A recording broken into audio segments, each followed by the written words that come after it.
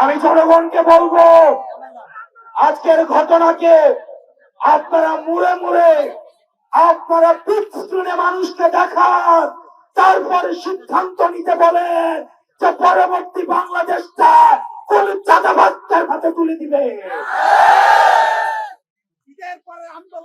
প্রিয় তরুণ প্রজন্ম, আপনারা রক্ত দিয়েছেন।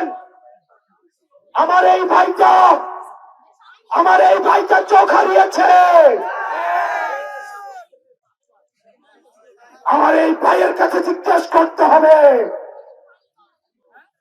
তারা বলছে আমাদের যেহেতু যতদিন না পর্যন্ত নির্বাচন হয়, তারা যদি সরকার গঠন না করে তাহলে নাকি এগুলো অব্যাহত থাকবে। ব্যাপারটা হচ্ছে এমন,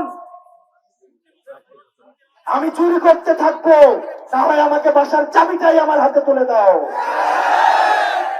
আপনারা জেল থেকে বেরোয় বলছিলেন মাসুম বাচ্চারা, আর আজকে আপনারা বড় বড় কথা বলেন। আজকে আপনারা মুজিববাদের ঠিকাদার হয়েছেন।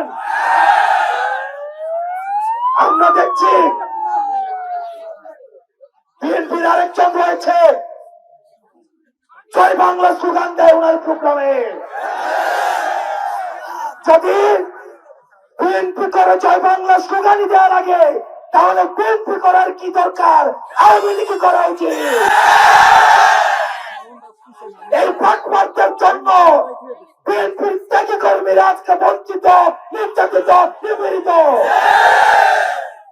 তারা এতদিন ধান খেত ঘুমাতো, ঢাকায় এসে রিক্সা চালাতো। আমার বিএনপির ত্যাগী ভাইদেরকে, কর্মীদেরকে এই নেতারা, এই ফাঁকবাদরা প্রতারিত করেছে, প্রতারিত করছে, প্রতারিত করবে।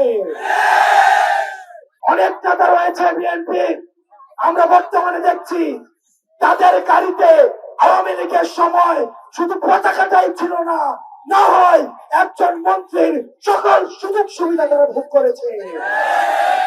আমি চ্যালেঞ্জ দিয়ে বলছি, বিএনপির শীর্ষ নেতৃবৃন্দকে চ্যালেঞ্জ দিয়ে বলছি, প্রয়োজনে ফেস টু ফেস আমি ডিবেট করতে রাজি,